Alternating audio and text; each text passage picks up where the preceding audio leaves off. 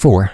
Chilling, true stories of communication with the dead. While many believe communication with the deceased occurs through dreams or visions, these stories go beyond that, recounting instances of direct, real-time contact with those who have passed on. Story 1. A grandmother's call from beyond the grave. In 1996, musician Carl Ablett from New Jersey received a late-night phone call. To his shock, the voice on the other end belonged to his grandmother, who had died just 2 days prior. Though terrified, Carl's friends assured him it was a hallucination brought on by grief. To test this, they asked him to have his grandmother call them if it happened again. Years later, while Carl was with his friends, the phone rang, and it was his grandmother again, assuring him she was okay and watching over him. The call abruptly ended, and Carl never heard from her again, but his friends witnessed the chilling exchange. Story 2. A cousin's farewell call before burial in 1977. Merida was packing for a trip to her parents' house when the phone rang. The caller was her cousin Charlie, who had died in a car accident just an hour earlier.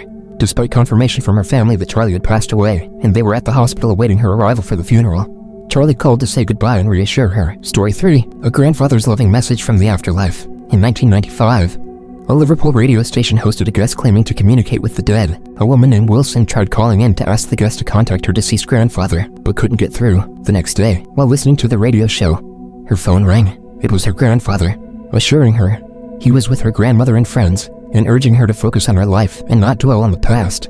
Wilson called the phone company to trace the call, only to discover the number was her own. Story 4.